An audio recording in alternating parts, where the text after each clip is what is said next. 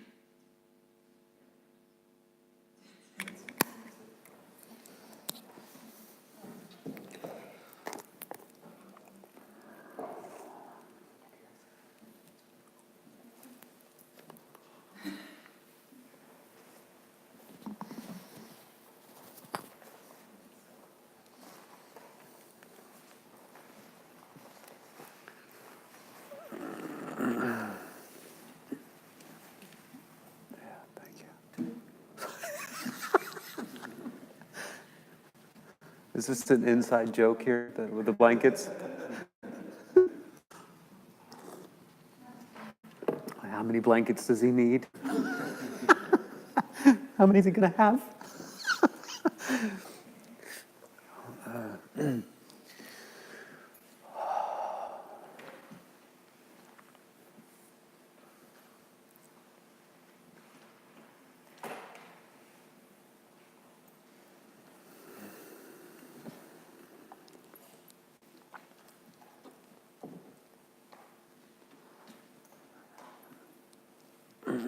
Good morning, everyone.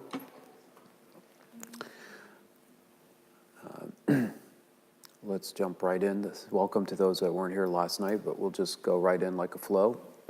So we'll start with a nice morning practice with some opening prayers and I think we'll do one text recitation, and then we'll do a visualization together, and then we'll start the program.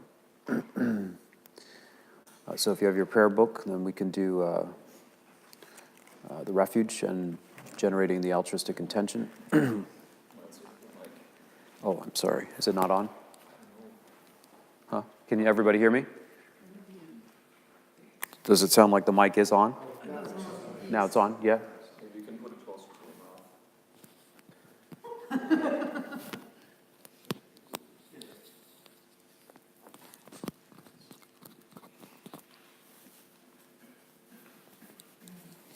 How about now? Is that better?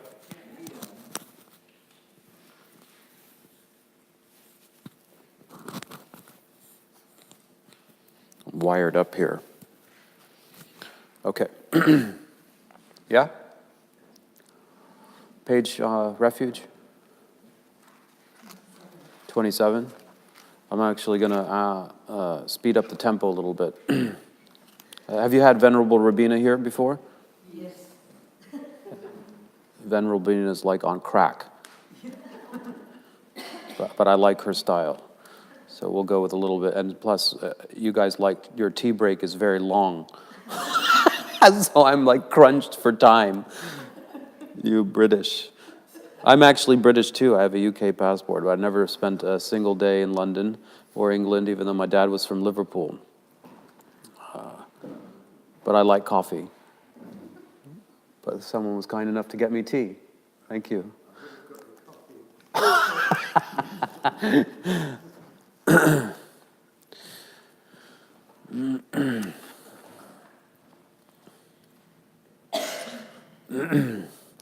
Sangye chodan sokni chonam la jangju bardu dakni kyapsu chi dagi jonyagi peso namgi drolar penjir sangye drupar sho.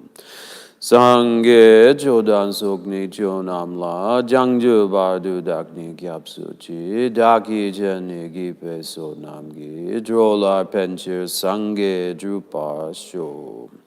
Sangye chodan sokni chonam la jangju bardu dakni kyapsu chi daki chenye gi peso namge drolar benchir sangye drupar sho.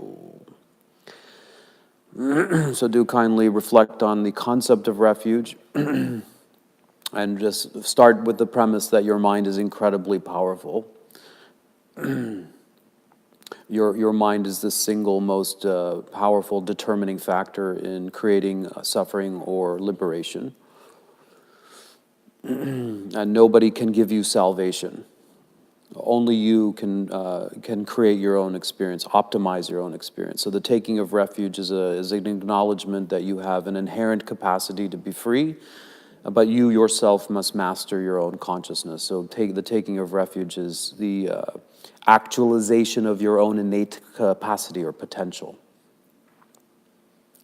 And that will actually translate in your personal experience when it comes time to making a fork in the road between making a choice that will lead to suffering or a choice that will bring about the causes of your own happiness. And so the taking of refuge, and the recommendation to take refuge 6 times a day is to apply the remedy 6 times a day in your actual life. Otherwise, we're just mumbo-jumboing, reciting meaningless words. And then, of course, the altruistic intention is that your path to liberation in the Mahayana context is not just solely for your own peace of mind or your own sense of freedom, but it is also to benefit others.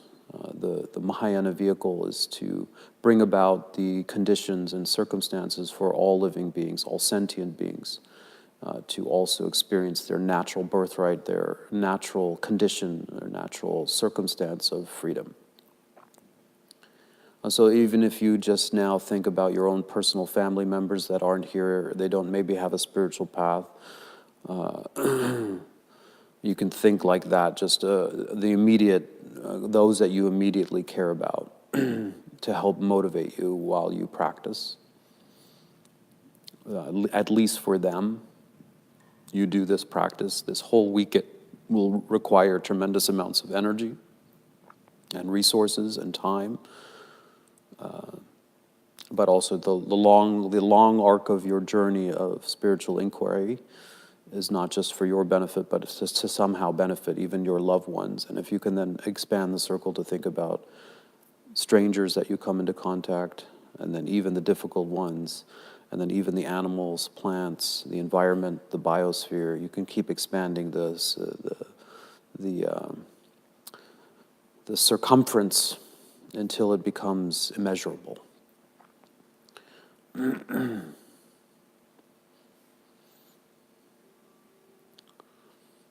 let's make a Mandala offering.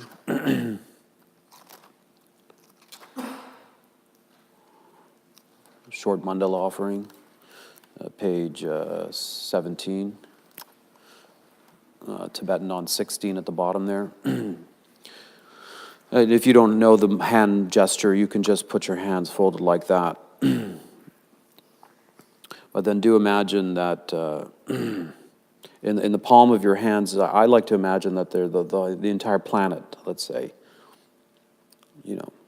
is in the palm of your hands. And it's a nice metaphor for us Westerners who know about the ecological situation of the planet. All of us know about the ecological situation. So think about that green planet in peril. It's in your hands.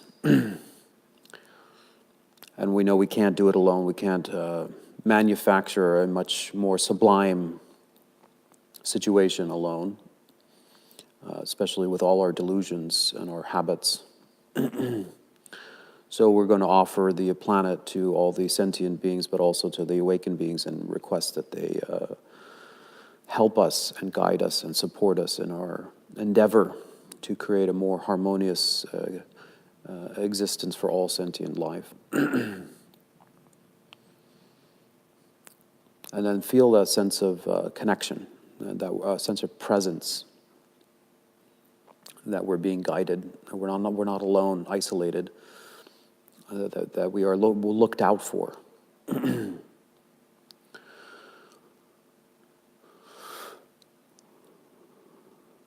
Sashi Bokyu Juksing Me Tong Tram Rirab Lingzi Ningdegen Padi Zange Shingdu Mikte Ulwaryi Droku Namdak Shunglar Chupa Sho Idam Guru Ratna Mandala Kam Niryatayami.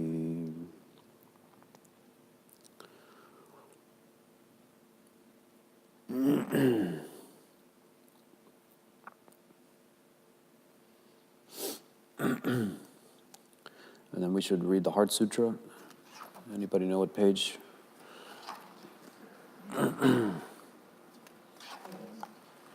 I'm sorry? 8.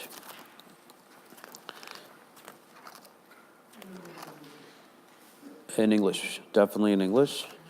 And then when we get to the mantra, after saying the mantra, I don't know about you, but my training is we clap aloud 3 times, and that dispels all the obstacles. So usually it's good to do the Heart Sutra at the beginning of the teaching, so that we can have a clear path. So together,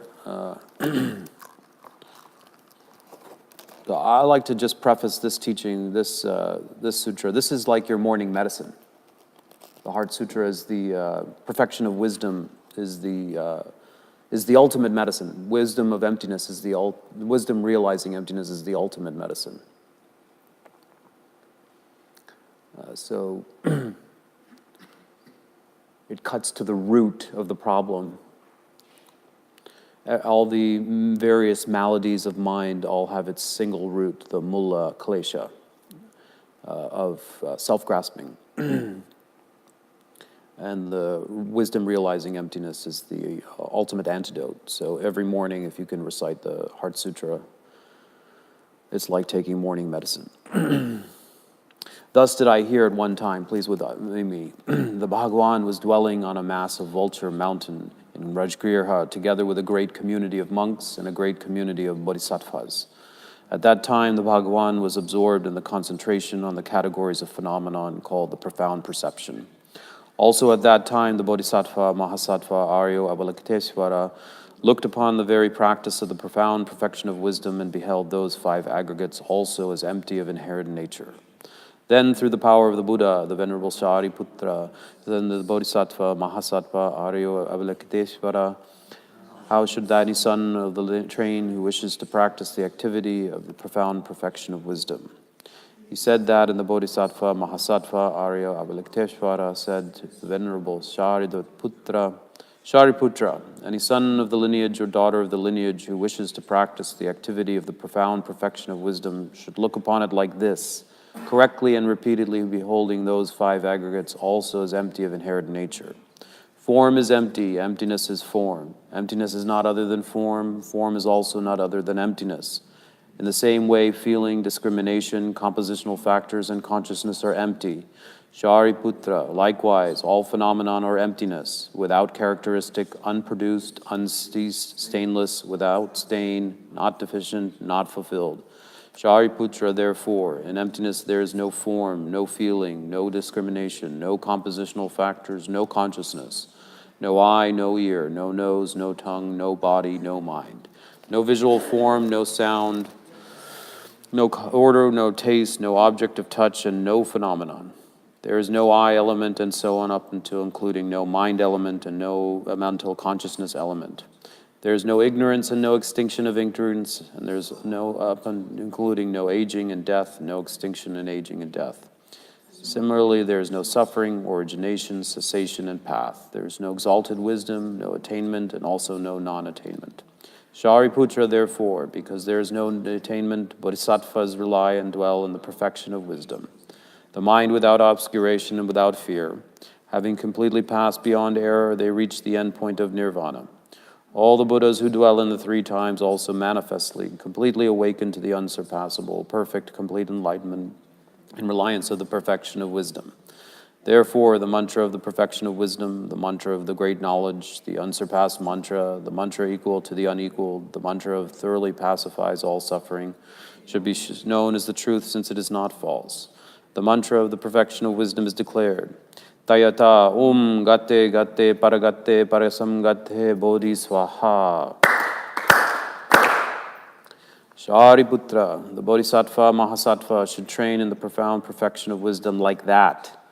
Then the Bhagavan arose from the concentration and commended the Bodhisattva, Mahasattva, Aryo Avalokiteshvara, saying, well said, son of the lineage. It is like that. It is like that. One should practice the profound perfection of wisdom just as he was indicated. Even the Tathagatas rejoice. Bhagavan, having thus spoken, the Venerable Shariputra, the Bodhisattva, Mahasattva, Aryo Avalokiteshvara, those surrounding in their entirety along with their worlds of gods, humans, asuras, gandharvas, were overjoyed and highly praised that the spoken by the Bhagavan. Umahum. Okay, rest your mind for just a minute. You've just received your morning medicine of the transcendent wisdom, the goddess, Prajna Paramita. And there's nothing to be done, so just rest your mind in its natural, clear state for 1 minute, quietly.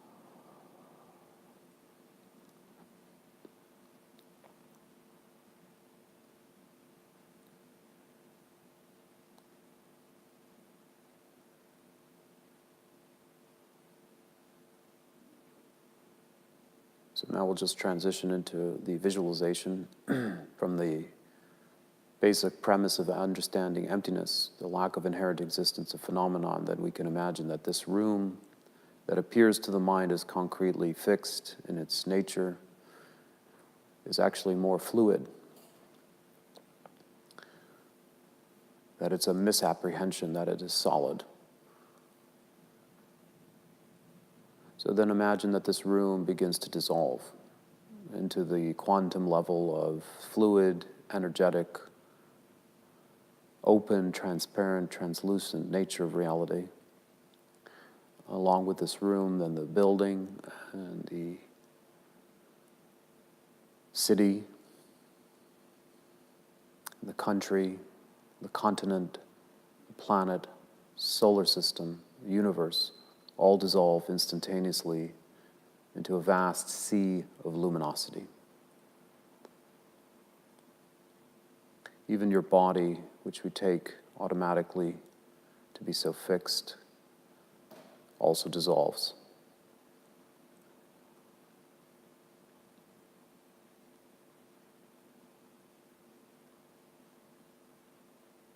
Even your mind, which you take to be so fixed and inherently you, also dissolves clarifies, purifies, until it becomes a very clear bubble of awareness, free of the taints of aggression and clinging and misknowledge, ignorance.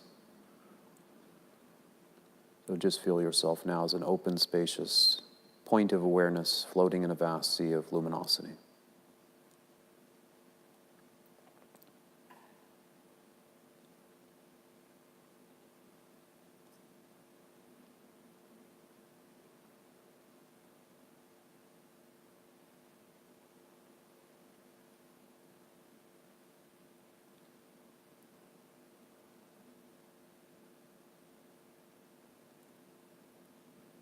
And then because of the bodhisattva resolve, the altruistic intent, then we don't just remain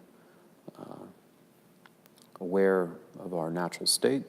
We then choose, we elect to create a virtual reality simulator for to hasten our evolution. So do imagine then from the sea of luminosity arises a beautiful valley. On all sides are mountain peaks, and above is a beautiful, cloudless, blameless blue sky with the sun beaming down from its apex. And you find yourself on an island in the center of this valley. The island is situated in a shimmering crystal lake. All of this is luminous and translucent, holographic. At the center of the island is an enormous tree with a very firm, robust trunk with branches extended in all directions. And you're situated, seated full lotus at the base of the tree looking up. And at first you are blinded by a shimmering array of rainbow-colored lights, ruby reds and emerald greens, topaz, diamond, all the colors of the rainbow refracted from the sunlight, blinding you with this kind of intoxicating rainbow light, filled with a kind of energetic charge. And as you clarify your perception, then you notice that it's actually not jewels at all, like Christmas ornaments on a beautiful Christmas tree. They're actually living beings or decking the branches of this beautiful tree. And so their purity and their radiance that is creating that rainbow light. Now you can imagine all the wisdom keepers of all spiritual traditions gathered together, assembled together in this one place on the island in the valley. And as you look at the center of the tree, then do imagine that you see your kind mentor, whoever that might be, your personal spirit guide, or the person whom you admire and have a spiritual connection with, your kind lama. They're seated there in full lotus posture, beautifully adorned with silken robes or beautiful garments, ornaments. Their beautiful eyes are staring at you with care. They have a very reassuring smile that suggests to you that absolutely everything is safe, comfortable, at ease, be at ease. And their posture is very dignified and regal and receptive.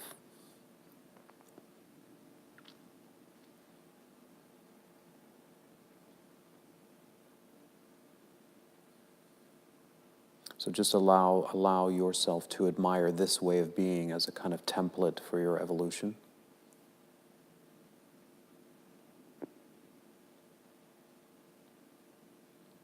And feel moved or inclined to make an offering to bring you closer. See yourself give flowers or to give water bowl offerings or give some sentimental object, some gift. But really the main gift is your receptivity and your heart opening.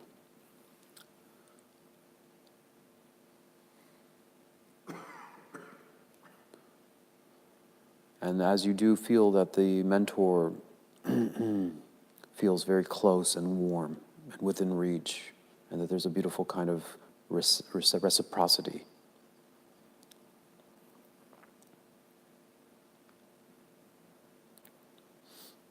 And in that closeness now, do kindly evaluate your own present condition and identify any habits that are really holding you back from maturing.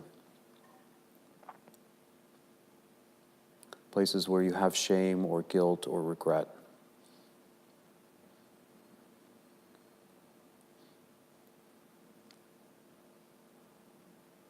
And just as you identify that, just imagine through attunement, the mentor knows exactly what you're struggling with and holds you without any kind of judgment. And receives your way of being, your confusions and your afflictions without any judgment.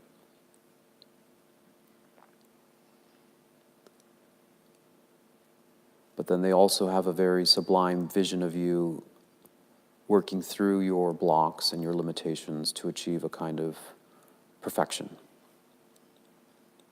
a transcendence.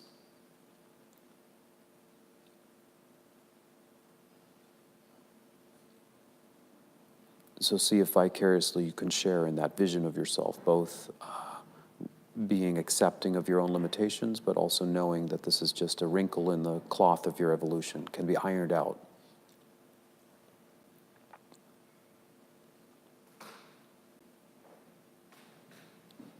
Every struggle of your mind can be worked out. Feel that right now.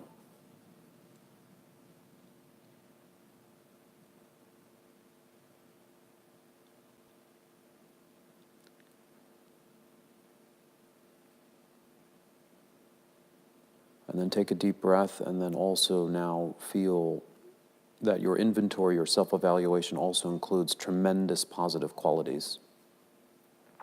That you are a sensitive human being, that you're extremely kind, that you have been generous, that you have been compassionate, that you're capable of tremendous insight, that you have been virtuous. Otherwise, you wouldn't have inhabited this precious human life form. You wouldn't have come into contact with the Dharma. You would have never met a qualified guide. The reason that you're practicing, that you've even made it here, is because you've been extremely virtuous. And so rejoice. Take a moment to feel really, really good, healthy sense of pride.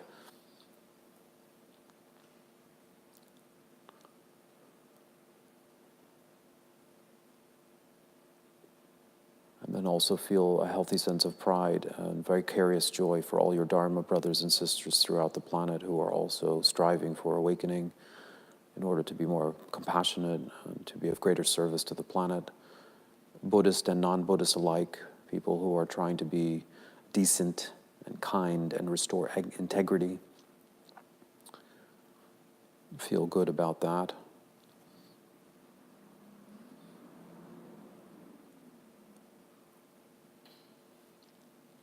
And then recognize we still have a long way to go in our evolution.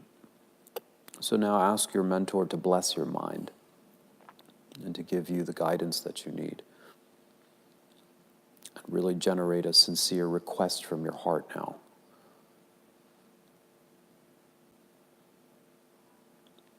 And on the basis of that request, then the mentor is all too willing and able to send a beautiful wave of rainbow light from his or her heart that emanates from their heart and comes to your crown.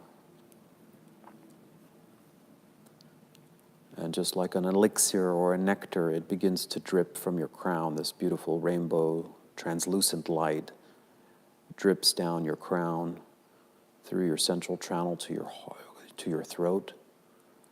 And like sap from a tree, now trickles down into your heart. And there it merges inseparably with your heart essence, your inner mind, and dissolves inseparably, this kind of wave of blessing. And instantaneously when that drop reaches your heart, then it provokes the mantra that is bubbling up from within you, within your own consciousness.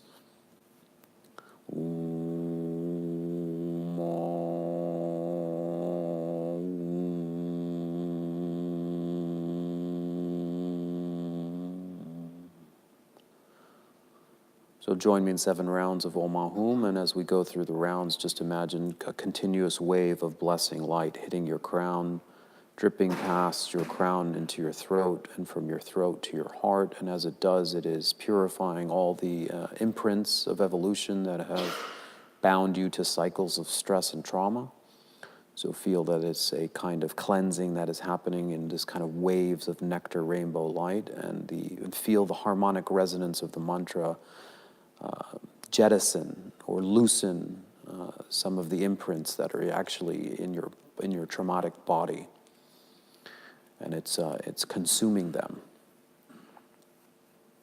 So if those of you that are new, the mantra is Om Ahum, but it's in one breath. And join me now. Om Ahum.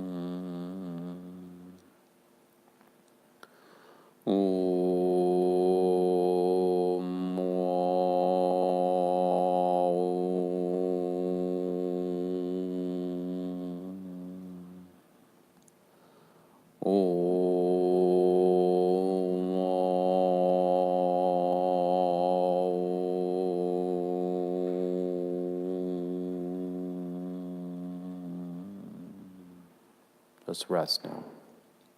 Rest your mind naturally.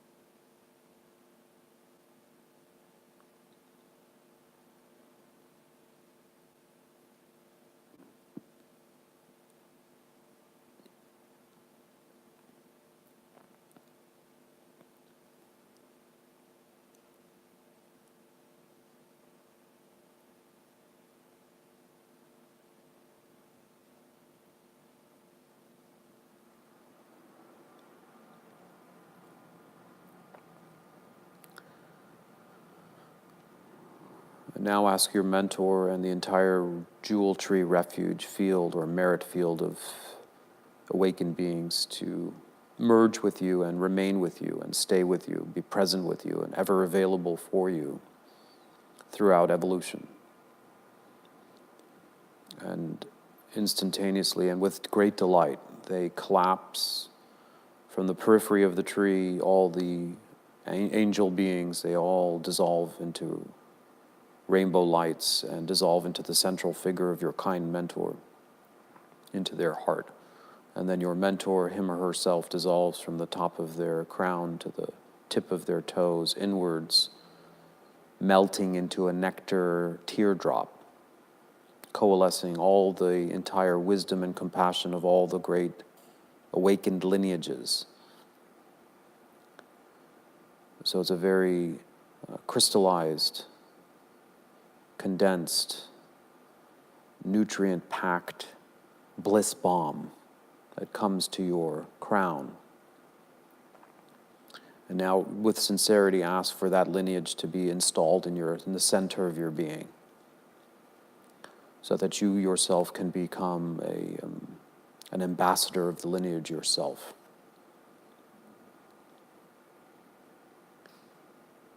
And to fulfill your bodhisattva commitment. So now take that drop, let it pierce your crown, drip gently to your throat, and merge inseparably at your heart, purifying body, speech, and mind completely. And as that drop hits the center of your heart, feel like your entire being has been transformed so that you yourself are just like your mentor. You yourself see the world from the vantage point of your mentor. You feel the lightheartedness and joy of your mentor, and your body exhibits the confidence and dignity of your mentor.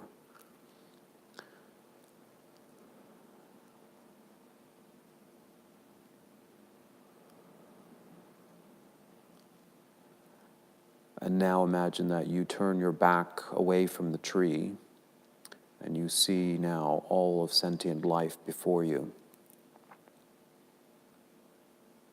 You see all your loved ones first and foremost. Next to them you see a range of countless nameless, faceless ones, nameless ones, strangers. And then interspersed there are even challenging, difficult people, not just from this life, but from beginningless life. And of course, all the creatures also there. And you see them caught in a web of confusion, not recognizing their original nature, creating strife among themselves. And so out of great compassion for them, send them from your own heart a wave of blessing that they might wake up and reclaim their humanity. So we'll do another round of 7 mantras, but this time the rainbow light is coming from your heart and emanating out into the space in front of you where it reaches the crown, throat, and heart of all sentient beings. And from within their own perspective, their narrow-mindedness and their confusion, they are awoken in a wave of rainbow translucency that awakens them.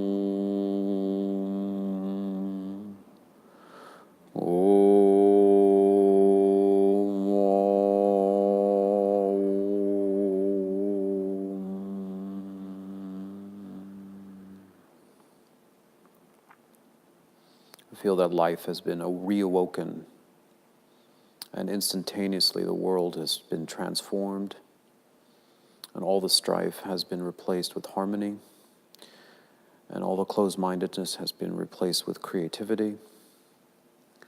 And do kindly imagine that the planet has been restored to balance, including the biosphere, and that all living beings are working in a great kind of endeavor to preserve the kind of integrity of the planet and restore it to green.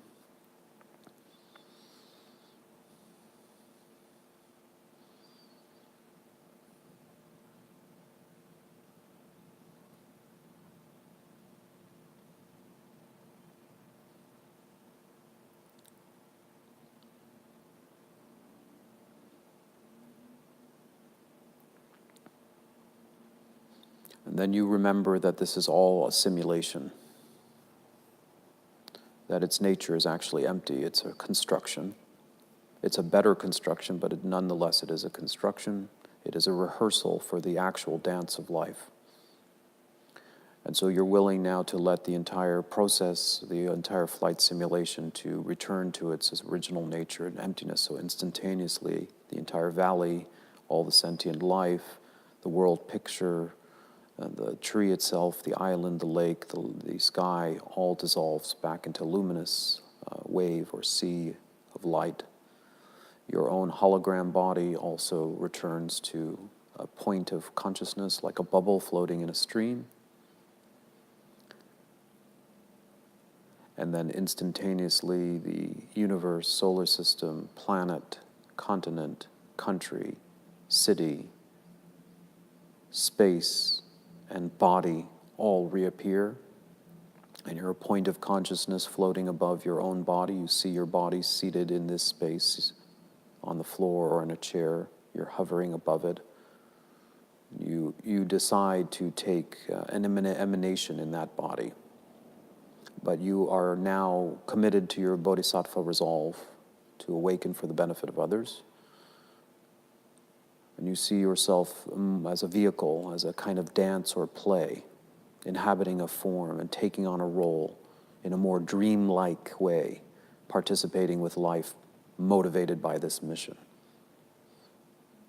Are you ready? So when you feel the sincerity in your heart to take form, go ahead and descend into your body and then find yourself back in this body, feel this body. But know at your heart is this beautiful nectar drop, coalescing the entire wisdom and compassion of all the lineages, and it is emanating the mantra that is reminding you of your sacred mission.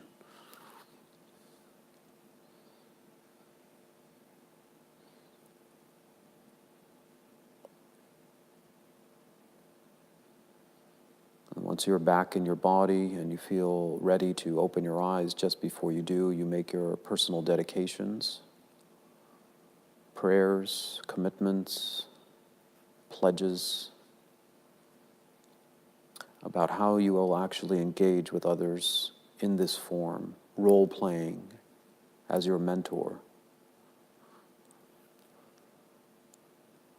role-playing as an ambassador, disguised as you.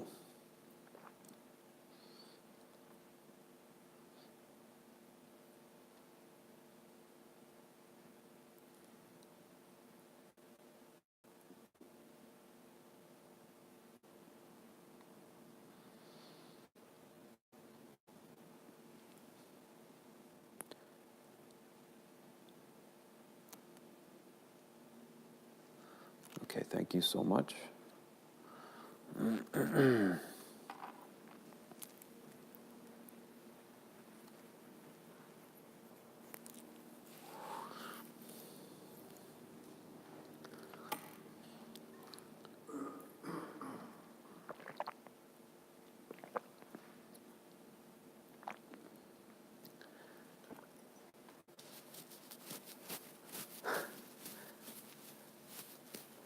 Okay, we have our work cut out for us because in 10 or 15 minutes there's a tea break. And we have to unpack that so you don't feel like a lunatic. What kind of meditation did we just do? Some kind of lunatic thing. Can you get the slides up, Lou? Thanks.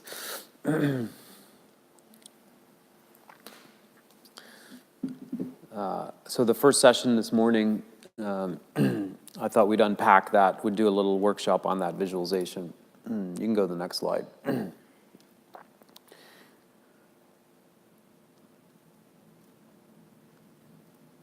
I use the arrow key.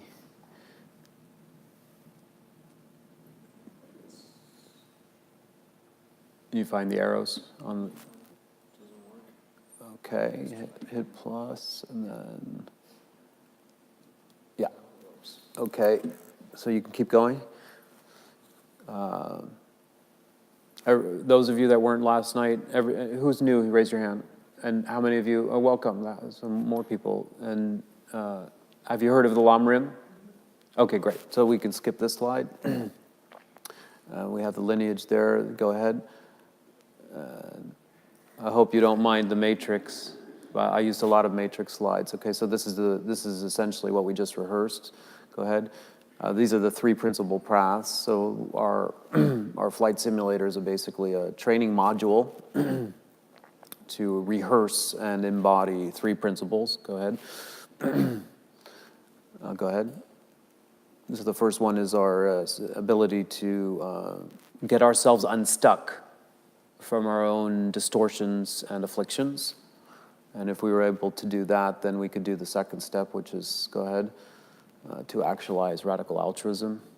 And then finally, next slide, to embody full wisdom, which is the access to creativity, so that we can manifest our bodhisattva resolve. You have to have enough open-mindedness to be both engaged but unencumbered.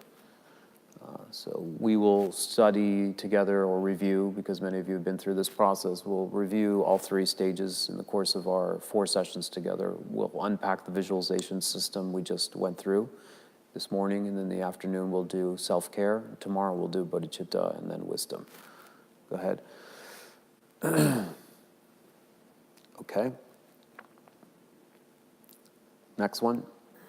All right, here we go. So the visualization practice is a rendition presented by Robert Thurman, but it is a traditional comprehensive practice called the 6 preliminaries.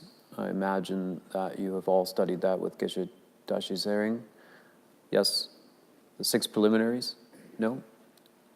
Preliminaries for what? Maybe a good question, but these are considered the preliminary practices for Tantra. The preliminary practices are, in the mainstream Buddhist world, they are not well articulated. I don't think a lot of people don't know about these. But they are in all the great treatises from Pabongka Rinpoche and Tsongkhapa. They all have and Kamalashila, they all have a section on the 6 preliminaries. So we'll go through them because I think they're incredibly profound way of understanding meditation practice. A lot of people know about mindfulness meditation. They sit down and they practice mindfulness meditation. I think that has become ubiquitous in our society. But there are these other elements that make it a much more comprehensive system of meditation practice. So I think I wrote about them in the book. The entire retreat is on the book, and you can refer to the book. And they have generously provided a few copies for you to purchase in the bookstore. I strongly recommend that you do that. The proceeds, at least from my end, will serve the Kopan Nunnery in Kathmandu. Next slide. This is the jewel tree, what it looks like. You can imagine something like that and choose whatever figure that you want to place in the middle and on the auxiliary. It doesn't have to be Buddhist or Tantric deities. Go ahead. Okay. Keep going. I won't go through this because we don't have time, but keep going. So I think this is an interesting concept, is that how many of you have done a visualization something like the one like we just did together? Raise your hand. Okay.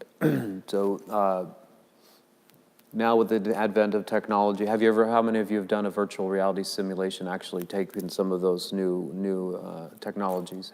No one's done that? A couple people? I highly recommend you do that. And if you can find an investor of £1 million, please contact me, because I would love to. I'd love to make a game, a virtual reality game for the younger generation who are inevitably going to come into contact with these technologies. There's no doubt about that. But instead of reinforcing fear, greed, lust, because the number one usage of virtual reality technology in our society will definitely be pornography first. And the second one will be retail. And then maybe after that, leisure. And then it will be reinforcing lust and greed and violence in the video game world of virtual reality. But what if we could make a virtual reality game for youngsters that rehearsed altruism and help them access and actually cultivate compassion and also creativity? And you could have levels, and you could have like reinforcement, like exciting imagery to help them like they're on a hero or heroine's journey. So if you have an investor here in London, let me know. We'd like to get there. Okay, go ahead, next slide. Okay, here are your 6 preliminaries. The first one is to create a context for your meditation, and of course, this room itself is exactly what the point of the first preliminary is, because when you walk into a room like this, you can sense that it has a reinforcement on your nervous system that disarms you instantaneously. And those of you that maintain this space are responsible for creating an environment in which a human being's mind can actually disarm so that it can learn and grow.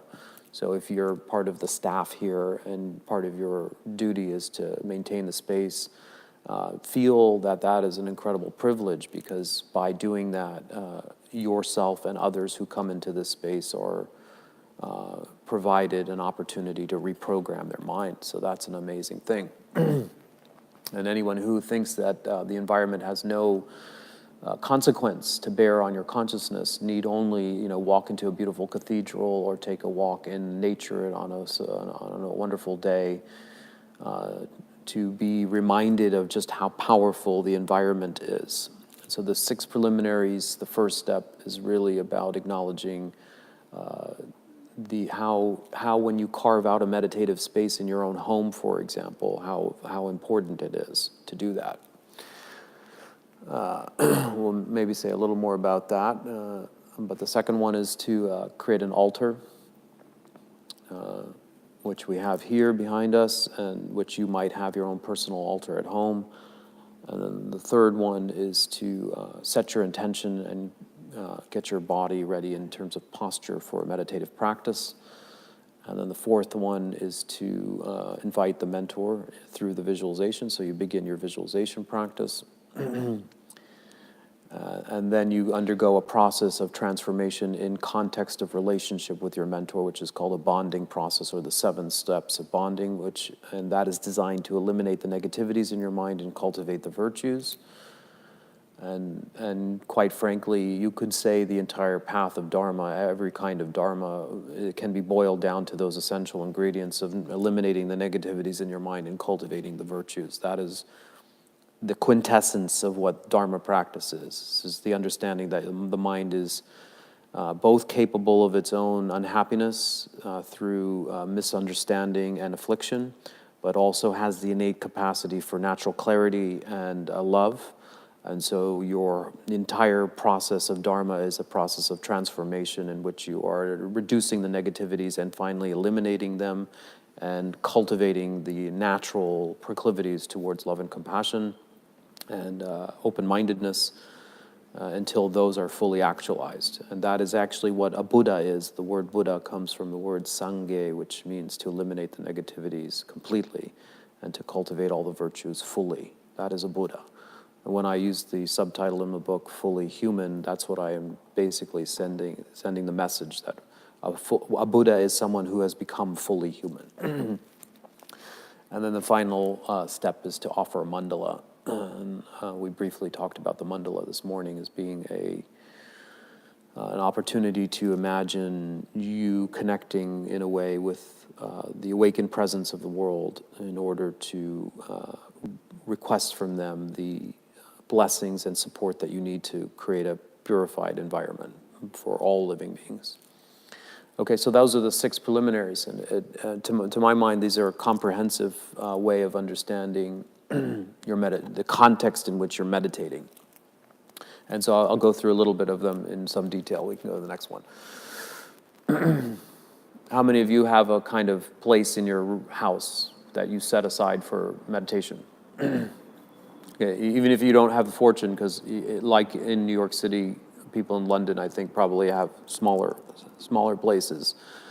So maybe you don't have the luxury of having a whole room that you can designate. But even if you have a corner of your room, for example, I think Western society, the living room has become the central focal point of a house, and what's in the living room, what tends to be in the living room? A telly, right? And I guess what I'm suggesting is that it represents the priority of a modern secular society.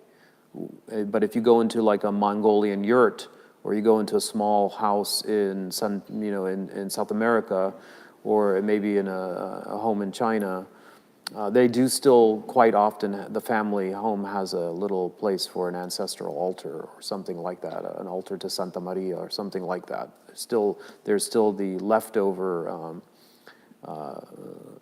sense that within the house there should be a space where something other than the material world is dignified, and there can be a portal of connection to the world of spirit.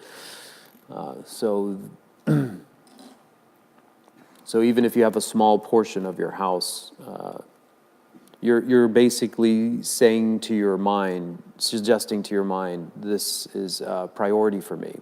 I guess if you were a musician, maybe a corner of your house would be portioned off for your piano or your guitar, or if you were a painter, maybe like my brother is a painter, his kitchen, half his kitchen is where he sets up his easel. It is a demarcation of what's important to you. And then, of course, if you're walking back and forth and you have this beautiful space, then you're more inclined to practice there. Go ahead. And then the altar, sometimes I have to give talks about altars, and quite obviously there's a lot of skepticism. And that skepticism comes from a leftover of, the history of religious hypocrisy. And so an altar, can be very loaded with negative association. I don't know if you follow, if you have that experience or not. But I try to articulate a way of reconceiving an altar to invite people. See, I think that the dilemma that I've been caught with is, if you deal with a secular society that has been very skeptical, if not averse to religion, and when they encounter an altar, for example, they have this noxious memory and reservation. And so the approach has been, well, just don't have an altar. And in my mind, if there's been a kind of traumatic legacy from, let's say, hypocrisy in the Catholic Church, or secular society has this kind of skepticism. From a psychological point of view, as a psychologist, you don't want to avoid negative associations. You want to transform them. Otherwise, they just remain latent. So like if a dog bites you, and what your solution for that is never have a dog, then the traumatic imprint stays latent. And you might be walking around one day in the park and the dog is barking, and suddenly you have a noxious reaction.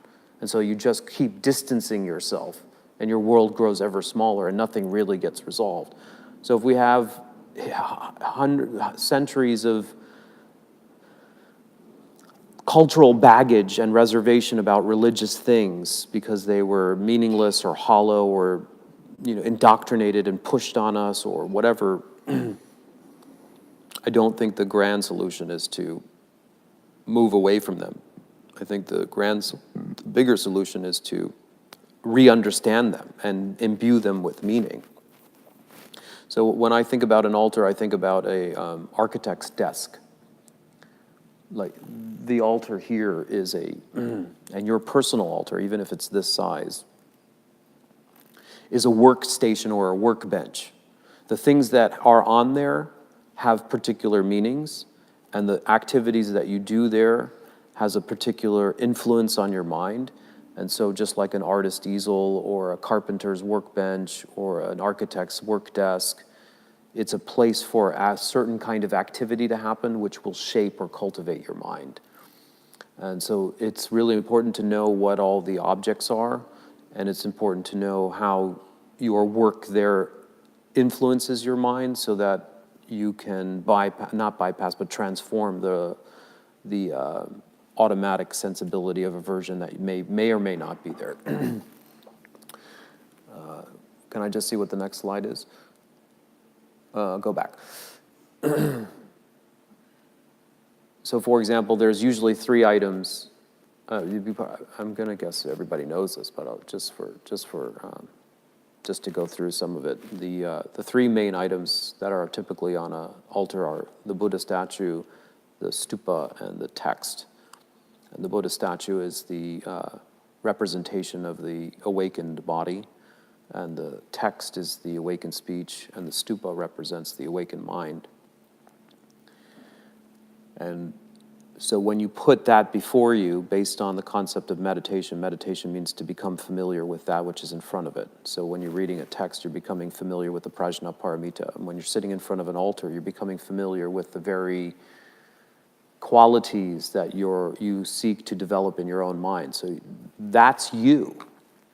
The awakened body, the awakened speech, and the awakened mind is what you're trying to make the raw material over here into. That's one way of understanding. So like, this Buddha statue is where you're heading. And these Dharma texts are how you're trying to transform your speech. And the stupa, we have a stupa. So the stupa is the Dharmakaya, the mind of the Buddha, recognizing emptiness, which you are trying to adopt. Eradicate your self-cherishing and adopt open-mindedness. So in that way, it's like looking in the mirror to your future. That's what an altar is. That's what the Buddha is.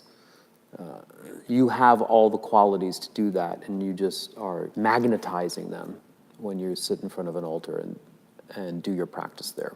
And then the kind of rituals that you do, from reading a text to doing your meditation practice, are again they are all designed to reduce your afflictions and cultivate your virtues. So now think about, and if you have friends that don't really understand the mysterious thing that you do and they think you're a bit odd, you can try to explain it in this way, that it's just like it's your workbench. Hopefully that will ease some of the tension. Okay, next slide. So you have your space, you have your altar, your workbench. The next thing to do is to prepare your body. The classic meditation pose is not necessary. If you like to sit in a chair, perfectly reasonable. We weren't raised to sit on the floor as they were in Asia, so our body grows in such a way. It's totally fine to sit on a chair. Just keep your back upright and allow your... And I have to deal with a lot of people from Brooklyn that wear very skinny jeans. I don't know if that's a big fad here. So when fashion precedes form, then I have to encourage them to unloosen their belt buckles so they can breathe. And then, maybe you wear sweatpants to the next meditation instead. Posture, okay, and then your motivation. And I mentioned yesterday the motivation of taking refuge in bodhicitta. We can definitely fall into the same trap that Christianity fell into. Maybe I was raised Catholic in Hong Kong, so I know that a prayer can easily become rote and mindless. And the minute that happens, game over. No sense in doing it at all. No sense in doing it at all. Maybe from a karmic point of view, they're going to say, if your intention is good, then you get some benefit. But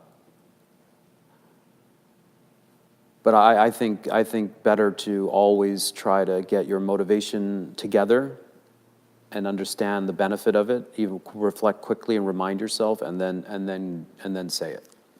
Say your prayers or say your motivations. The taking of refuge, I try to describe as acknowledging the power of your mind to intervene in your own causal process. The taking of refuge has nothing to do with asking some external agent to intervene on your behalf, because the Buddhas and the Bodhisattvas can't save you.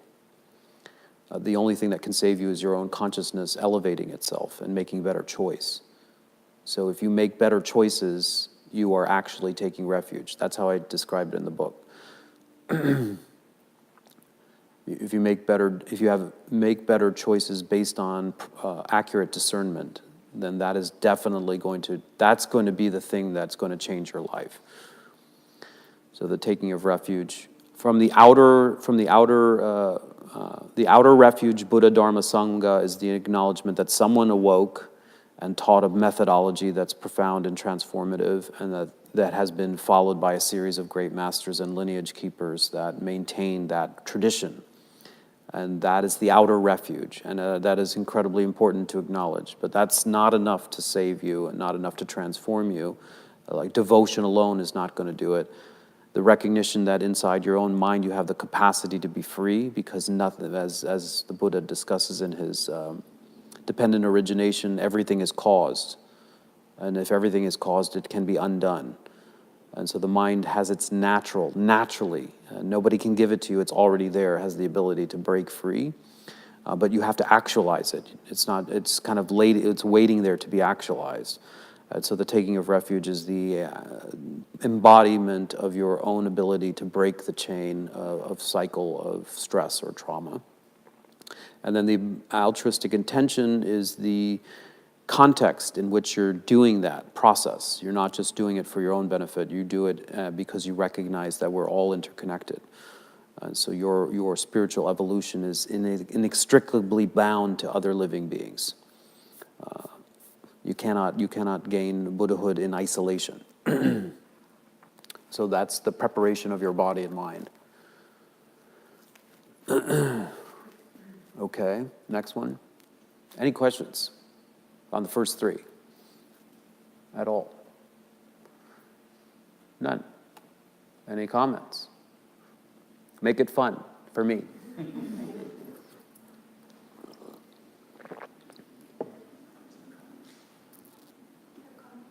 Huh? It'll come? Is it too early still? I can't tell if everybody's just too polite. You seem like a too overly polite bunch. It's freaking me out a little bit. They're not that polite in New York City, I can tell you that. We got a lot of long faces and complaints in New York City. I have tough skin, don't worry, you're not going to offend me. Okay? The mentor in the merit field. So this is the visualization that we did comes from Robert Thurman. Robert Thurman's adaptation. So many of you have exposure to what's called a sadhana. Sadhana is the classic practice manual. And within the sadhana, there's usually a very short, what's called the 7-limb prayer. Is it actually in here? The 7-limb prayer, this is a prayer book, but if you had a practice, a particular, like a White Tara practice or a Medicine Buddha practice, all of the deity practices have something called a 7-limb prayer. And the 7-limb prayer is usually just a 7-line praise. And what Robert Thurman did is he took a practice that you probably know in all the FPMT centers called the Guru Puja, the Lama Chopa practice. Do you guys do that twice a month here? Yeah? The Lama Chopa practice from Losang Choki Gyaltsen, Panchen Lama.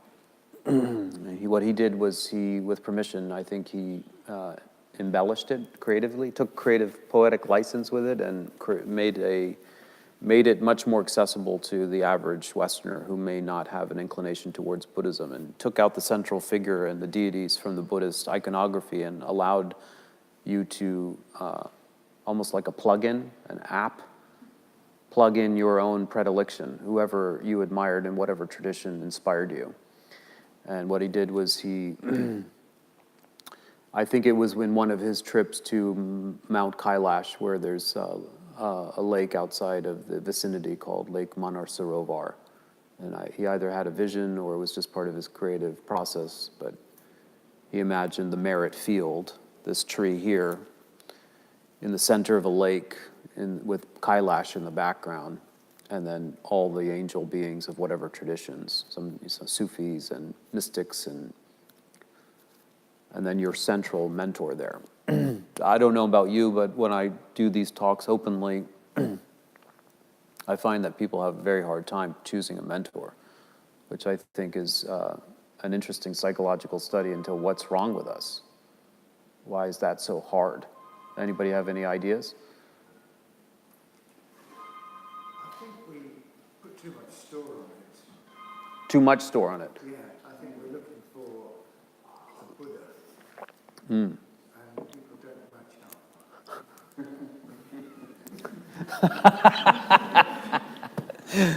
I think you just hit the nail on the head.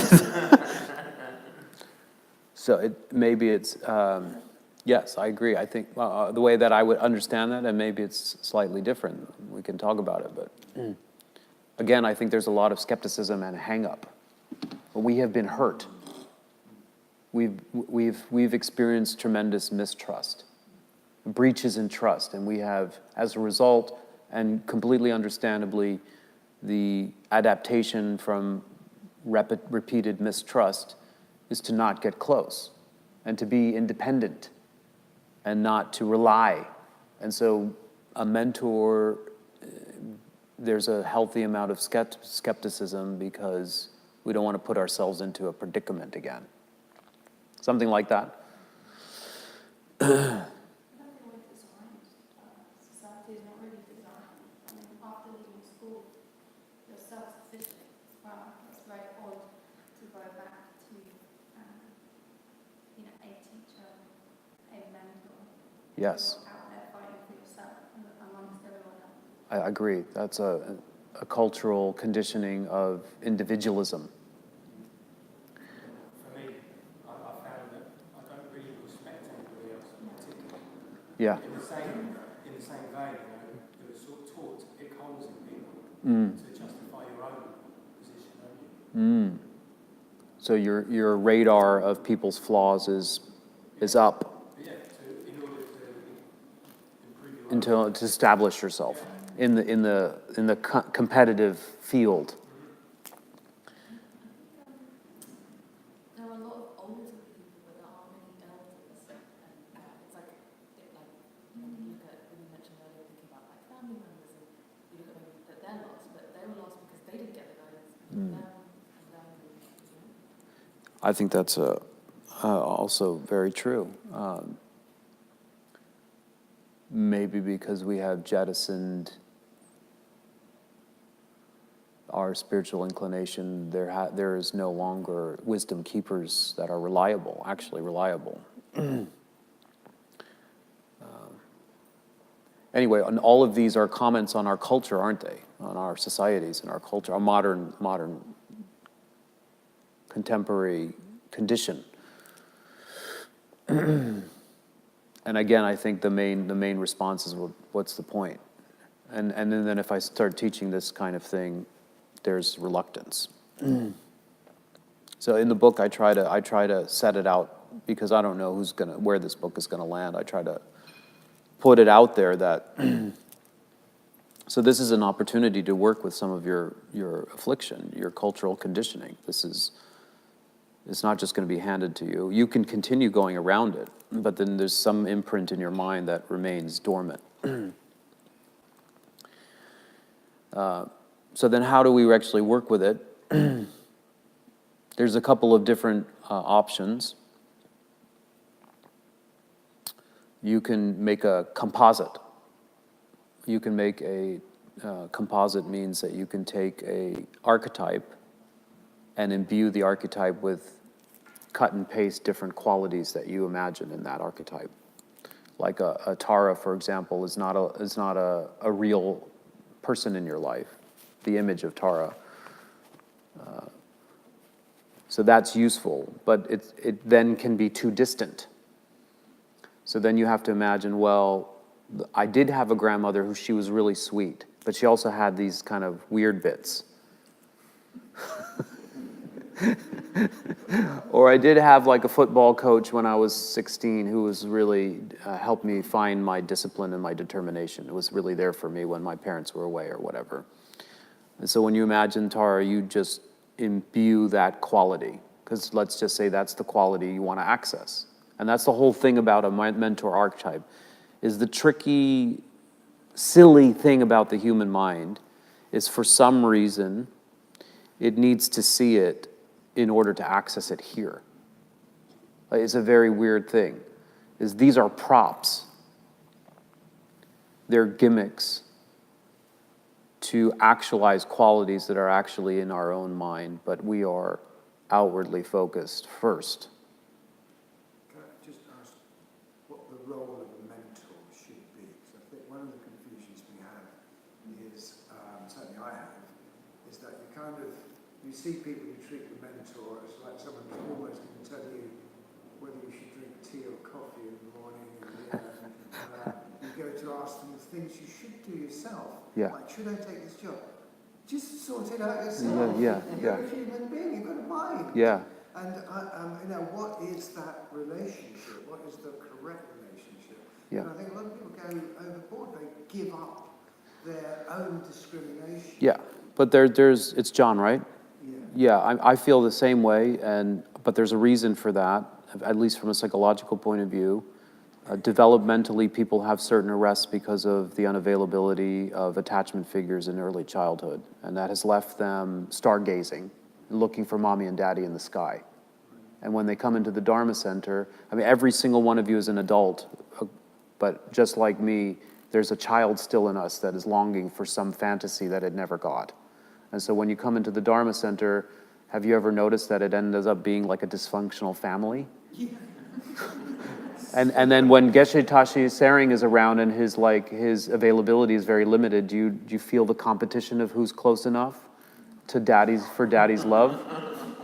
Right? And who gets to be the attendant, who gets to get him tea? And then, when you get finally you get an audience with him, it's like, what job do I take and what do I do about my wife? We're having trouble. And you're absolutely right, sort it out. That's true, but in another way, we have to appreciate, human beings we're needy children that haven't gotten enough, especially in an industrialized society where the breakdown of family and the demands have taken attention away from us. So in one way, your question is totally valid and legitimate, but it's also can't be solved simplistically. It's like, if you just knew what a mentor's role was, you'd still have to deal with the burden of psychological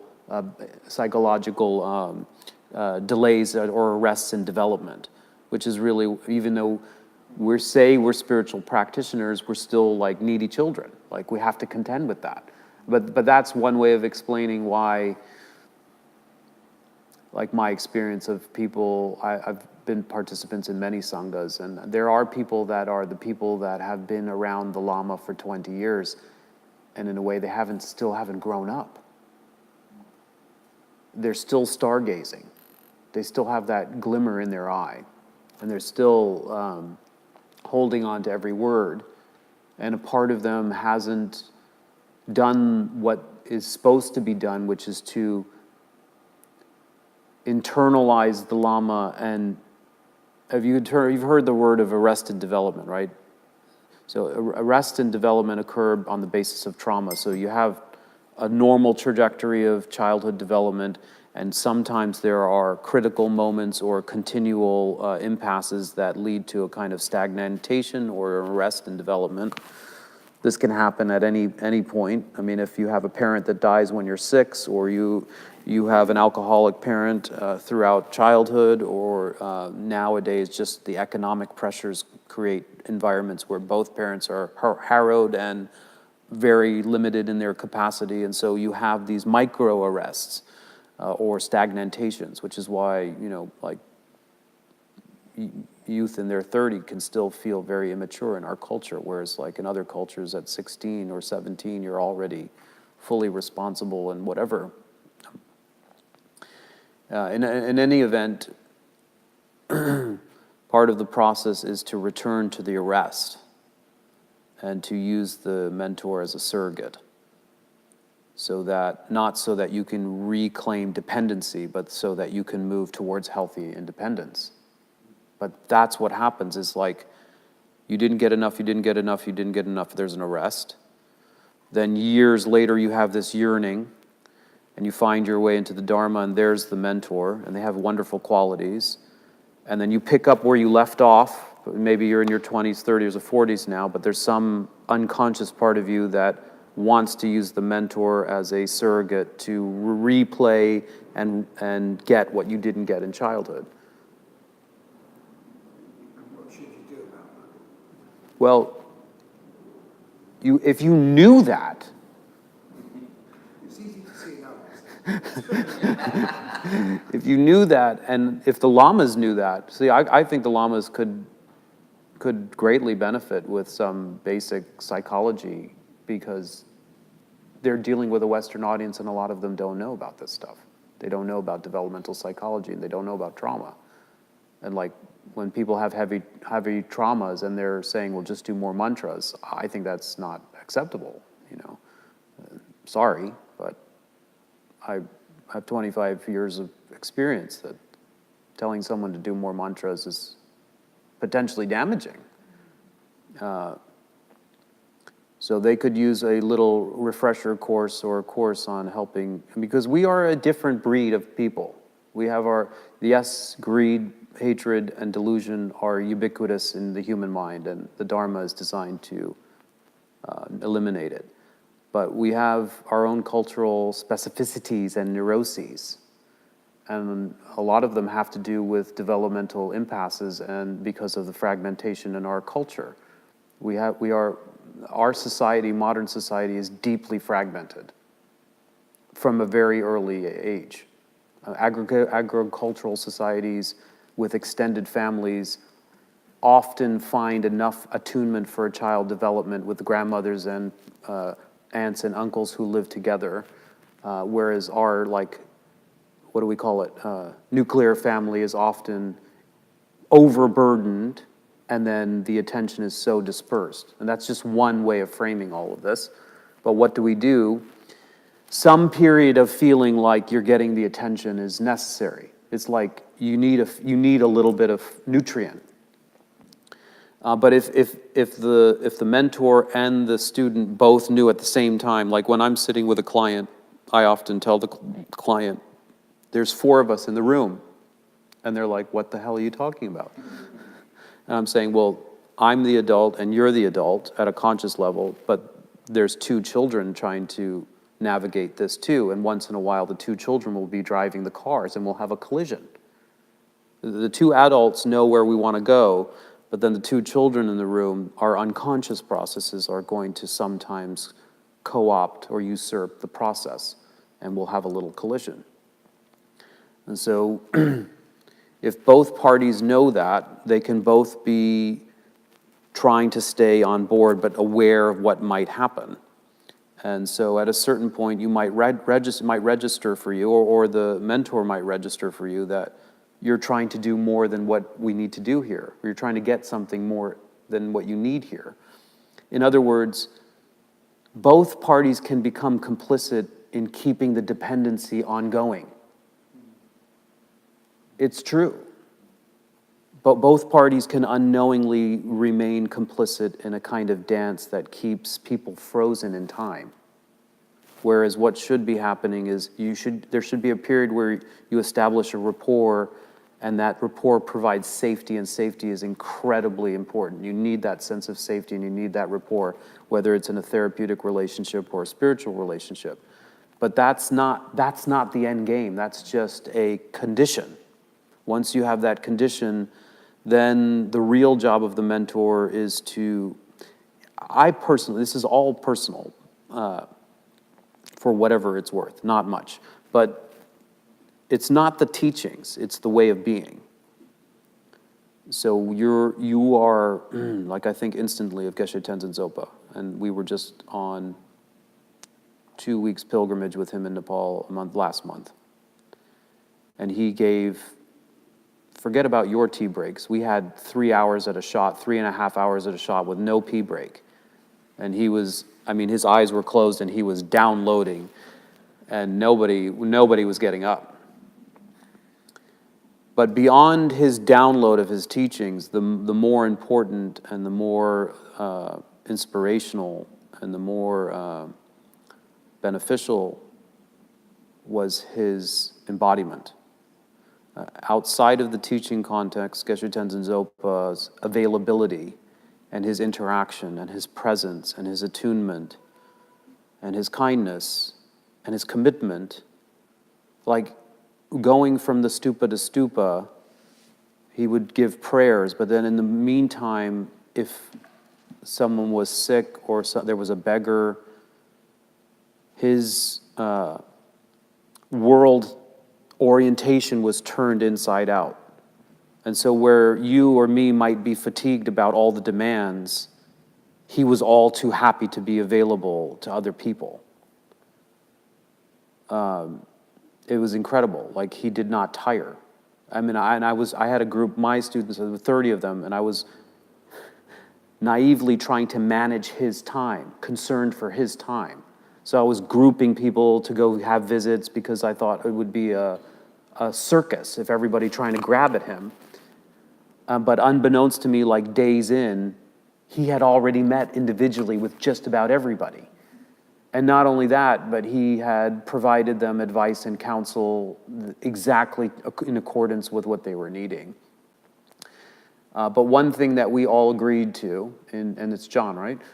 One thing that we all agreed to in our last night with Geshe Tenzin Zopa was not to, and I insisted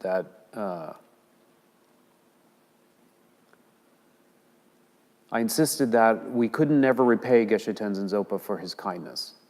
The only way that we could repay him is not to hang on his coattails, but to put into practice what he bloody taught us. And there's an enormous amount of grasping after you had an experience like that, where you think, because people were high after 2 weeks with Geshe Tenzin Zopa, high on life. So the return back to New York City is daunting, and the return back to your ordinary life is daunting. And the minute that you have that return, what you start thinking, oh, it'd be nice to go back to Geshe-la. He's the source of the magic, right? And the only commitment that we could make to him was to not do that, and not pine for him, and not email him, and not hang on to, but to recognize we all have that. It's our job. It's our bloody job. So there's a dual process happening. There's the one that's happening as the adult, where you're sitting there taking in information and it's making sense and you're trying to process it. And at the same time, there's also a child in there that's struggling to vibe for attention and feel worthwhile. This is our biggest, in my opinion, our biggest malady, is that we lack dignity and basic self-worth. Here's one indication of that when I was traveling with these pilgrims, is that everybody was all too kind to take care of everybody else. Oh, would you like a cup of tea? Would you like me to carry your bag? I brought my 2 little kids with me, so we were handing around my kids like batons, which is lovely for my wife and I. But everybody, I thought from myself, oh, that's a burden. My kids are going to interrupt the pilgrimage. But everybody was going, oh, let me take your kids and let me carry your bags and we can help you with this and you want us to set up that. And everybody had a karma yoga job and everybody was helping each other out. But the minute you turned to somebody and said, what can I do for you? What's the response? Nothing, ... I'm fine. And why is that? Does anybody have any idea? Why is that? When we're not bloody fine. Just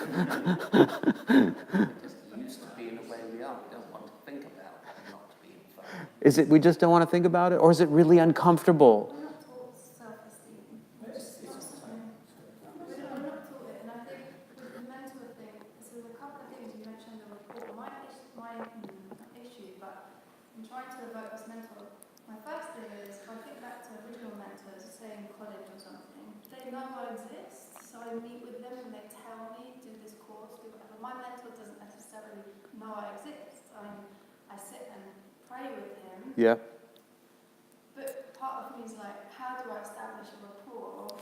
You don't know I'm here. Yeah, yes. But then part of me doesn't feel valid enough to, I'm like, oh, I need to get an audience with them. Yes. Yeah. So there's all this battle going on, like, well, how can I have a mentor? How can I have a rapport? He doesn't know I'm here. So listening to you, I kind of get that it's the embodiment that's important. Yes. He doesn't need to tell me, I need to observe that, I think. That's one thing. But you're also pointing out another conundrum, which is one is the visualized mentor and the other one is the actual mentor. Okay, and they're actually, they overlap, but they're actually 2 different dimensions. The visualized mentor, there's much more flexibility and fluidity, who you choose, and the main thing there is the qualities, But the actual mentor you do need an actual mentor. And I think people can, in the safety of their visualization, access people. But when it comes to the actual proximity and the actual finding of someone who's qualified, that's a more challenging thing. So there are a couple of different parts where you can work with what you have. If all you have is a archetype, when I say archetype, a deity or a form, you work with that. If you have a real person, then you work with that. If you have both, that's what the tradition advises, is that you use an archetype, and this is an explanation that came to me via Joe Luizzo, who's a psychiatrist and is using language from psychology to understand these things. But the archetype is just far enough for you to project the qualities that you need. There is some part of the mind that doesn't believe that we have those qualities, so unconsciously we go, Tara is sublime and beautiful, and she's got these healing qualities. Or Manjushri is youthful and sprite and energetic and intelligent or genius. Where are those qualities really coming from? They're coming from your unconscious, but they're being projected onto a projector screen in the form of a deity. The deities look just enough like a human form for you to get your evolutionary apparatus to register it as human-like, but just different enough to avoid all the neurotic projections.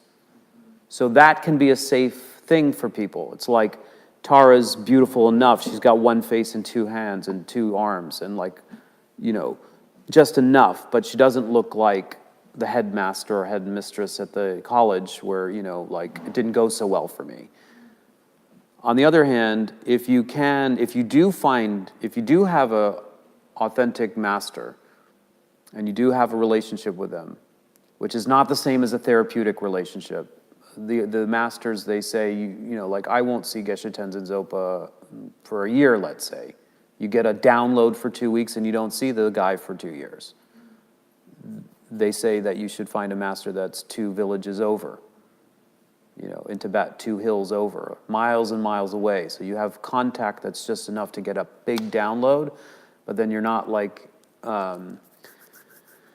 you're not so close that you get netted, intertwined, and embedded with them. And then you can merge the archetype, which is distant enough not to increase your neurotic tendency, but then you fuse the personal quality of what it's like to be close to Geshe Tenzin Zopa or Geshe Tashi Tsering, where you have that human quality is restored. You can really sense the warmth, their genuineness, or whatever it is. Like Rabina has different qualities, right? She's really sharp. She's not very, very cuddly unless you're but she can be, but her main teaching presence is really potent, right? So if that's what you need in your life, so then you put that potency inside a Tara form. That's kind of what's happening in a visualization. So, but if you don't have one or the other, you just work with what you have. So you don't have a personal teacher, you don't have a personal mentor, let's say, but you do have this archetype. So you just work with the archetype. And the archetype is basically, it's like a tea bag. It's like for your 15-minute session, you're immersing your mind in the qualities of love or trust or goodwill or whatever. Whereas if you sit in front of the telly and you watch, what's the equivalent of Fox News here? We don't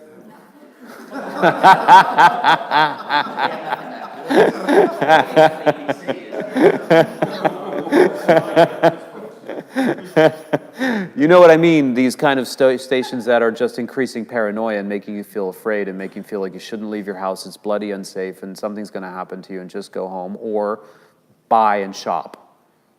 And then your brain is like a tea bag in that. And after you watch 45 minutes or 6 hours or binge or whatever, then you're vibrating with that frequency. So that's what the visualization archetype is for. But it's slightly different how you relate to these things. If you have a real mentor, there is a kind of protocol. I don't think it's not very well taught. right? The teacher's not going to tell you how to do that. It's like what it is, as I think, is the responsibility of more senior students to inform the new students, so that it's your peer group that is informing you how you should relate to the mentor. There are some texts that talk about how to relate to the mentor, but it more details the qualities of the mentor and what to look for. You know, what are the qualities that establishes someone as a senior, qualified, reliable guide like that? But it doesn't really deal with this kind of neurotic haze that we're in as like adolescents running around to replace mommy and daddy that we never had. That's like a new phenomenon. Can you be my mentor? Is that something that I'm not. you consider your... I'm not qualified. I'm not qualified. I can be your spiritual friend. I'm like your peer. You know, like, I don't have the qualities or the training. I'm not a guru. And none of my teachers are guru. Bob Thurman, though many students would have loved to be the American guru, he was very wise not to take that position. You can see what the result of American gurus are right now in the United States. They ain't doing so well because they're not qualified. But you can see the hunger of students. They want to prop somebody up because they're looking for daddy. And in the yoga world, it's no different. You can have these celebrity yoga teachers with thousands of students, and then it's only a matter of time before there's sexual scandal or embezzlement or whatever. And then the whole cycle of skepticism repeats itself because you've set yourself up, you've made yourself vulnerable, your child is yearning, it gets a taste, it gets clingy, then the mentor shows themselves to be unreliable, and then you have a secondary breach. And as we know from breaking a leg, if you break it in the same place twice, the likelihood of healing gets even decreased even further. So I'm not qualified. My teachers have never given empowerments. They don't see themselves as gurus. They see themselves as peers. Now, I am a psychologist. I have 20 years of training. I have a PhD. I feel confident that I can deliver a service, let's say. I can give you this teaching. But I also keenly aware of my limitations and never try to position myself in that way. And I've also had exposure to people like Geshe Tenzin Zopa who are well qualified. And they have... It would take you all of 30 seconds to feel the difference of vibration between me and a Geshe Tenzin Zopa. And you would know. You would know the difference. But that 30 seconds of intuitive difference shouldn't then be enough. They say you should study someone's behavior for quite some time before you approach them. And do you think that happens? Do you think a steady several-year what is it called? Not experimentation, but vetting process happens by not only the student of the teacher, but the teacher of the student. Do you think that that's happening? Not very often. And it should be happening. It should be happening both ways. How sincere are you? I mean, let's not be naive. Some of these mentors and gurus, they want to establish centers, which require enormous endowments, which means you have to have paying students. Let's not be naive. That is happening. So it's like anyone coming to the door and you have 5 pounds, you're my student, you know? I'm not trying to, I hope I'm not coming across as dismissive. I'm just trying to be practical. I'm just trying to get my head around. We go to the monastery in Scotland, so we've got a different Lama Yeshe up there, Lam Rim. Oh, is that where Tashi Manox once? Yeah. I'm just trying to work out, he won't be able to be... You won't be vetting people. You know, and he presumably has hundreds of people asking him all the time, so... I can't say from afar if someone is qualified. A lot of it is subjective. If you do a thorough analysis, right, because everything is empty, right? So people like my teachers, like the late Gaelic Rinpoche, I instantly saw all 10 qualities that are discussed in the text, but I did spend years and years with him and found him to be very reliable. And there are other people that absolutely don't relate to him, even though I see clearly the qualities are there. And the same would be for any of your teachers. You have Geshe Tashi Tsering, you see him reflective as a qualified master, and all the qualities are there. And somebody sitting next to you is going, what's this bloke all about? I'm out. It's true. It's a very subjective thing. I guess I just think that it's worth a discussion. You might go through 10 years of Dharma and never even have this discussion. But the number one thing that John is pointing out is I think because we normally feel so unworthy, we are too quick to just jump in, or we feel so unworthy and are so skeptical, we remain on the fringes forever. And that's why I'm presenting the mentor not just as a clean and quick fix. I'm saying even approaching the mentor, there's so much to work out.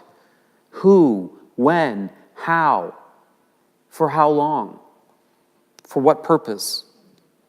Main purpose is to draw out of you the qualities that you think you're deficient in, so that you can reintegrate them as your own master. And by the way, I'm aware that you have to have a tea break. Yeah. My development has always been to try to find a mentor inside of myself. So, kind of through psychology, through reading a lot, to fix kind of the broken child inside. And I think even that has been very difficult for me to get to that adult inside of myself to help balance what's inside. Now I find myself in my spiritual journey feeling kind of uncomfortable with the idea of having an exterior personification of this adult inside of myself become my guide.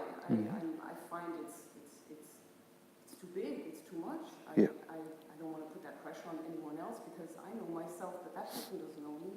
So to have an exterior mentor, when I have done your visualization, I've tried to imagine you, I've tried to imagine several people, and it's difficult for me to get that connection. So I go back to, okay, find the mentor, find it inside of you. So this conversation makes sense, but I still can't touch it. Yeah. Yeah. What's your name? Michelle. And can I just simply ask, do you think you started, maybe you have the inverse issue, which is you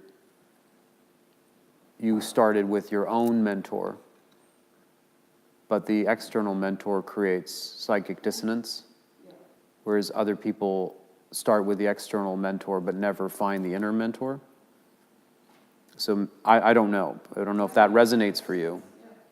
But one of the things is to experiment in that uncomfortable place and to be curious about what that's about. So you start with somebody, please don't use me. You can talk to my wife, I assure you. Just don't do that. That would be incredibly damaging to your psyche.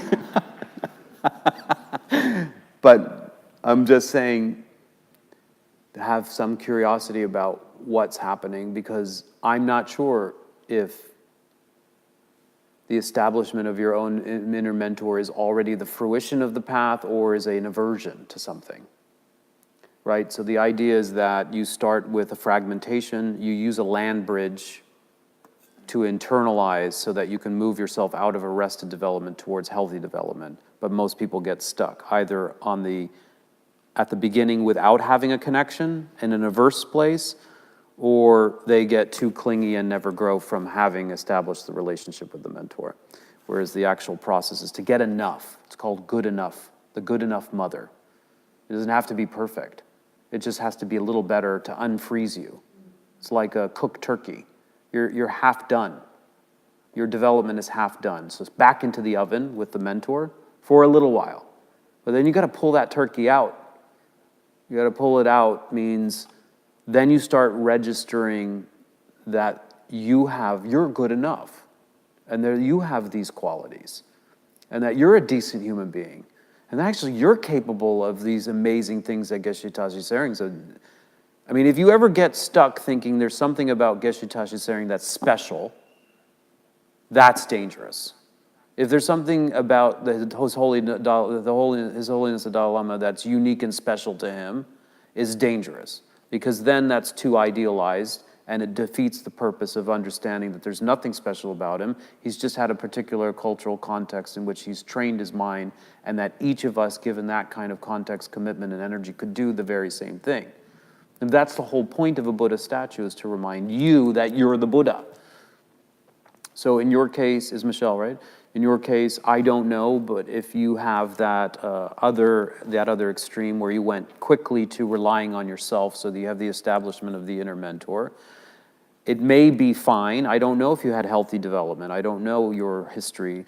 You may already be at the place where you're now just working on the full flowering of your sense of possibility, your internal sense of possibility, or it may be that there's still this block or resistance to really inviting somebody else in to water that seed. That's really the point, is that those people that have never had a mentor and that are averse get exposed to it, and it warms them up to what? Like, I have this business partner who's from Mexico, and he's had an awful time with the Catholic situation in Mexico. They're extremely Catholic, and I think he's just had pedophilia case after corrupt case and whatever in the church. He has absolutely no faith. So when he sees me doing 3 prostrations in front of the Buddha, what happens to him? What happens to him? He thinks I'm bloody bonkers. He doesn't believe any of it. He's so staunchly opposed to it. He's like, don't ever venerate someone. Don't ever put them on a pedestal. You're setting yourself up for huge disappointment. You only believe in yourself. You only believe in yourself. And in a way, you can't blame him. It's true in a way. But another way, you can see how closed-minded he is and how stuck he is. Because he doesn't believe in possibility. That he doesn't have any wonder left. There's no magic. That's why I started yesterday by asking, do we even believe in enlightenment? Our culture has no magic. We don't really believe we can transform. We can lose a few pounds, maybe. You know? But we can't transform our mind to be a Geshe Tashi Tsering. They're special, the Tibetans. So I don't know which angle you're coming from, but I'd say all I'm interested in is where there's tension, that's where there's interest. So if you're like my partner and you're averse, that's interesting. If it doesn't sound like you're averse, you're trying. You're trying, but it just is not clicking. And I don't know how long you've been doing that process, and I can't really say what that's about. Maybe you don't need a mentor. You know, maybe this is not your practice. I don't know. It could be a variety of things, but it's an interesting thing. It's an interesting thing what's happening for you, and I think you can figure it out if you spend enough time with it. Maybe if we have a conversation, we can get some interesting perspectives. We can open it up as a workshop into your mind, but we'd have to do that after tea. Let's have tea. What time's lunch? See, it's almost 12 o'clock.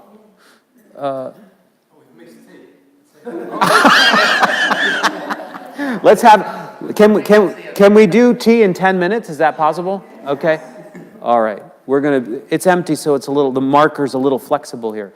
So can we try tea in 10 minutes? And a little wee-wee break at the same time? Okay.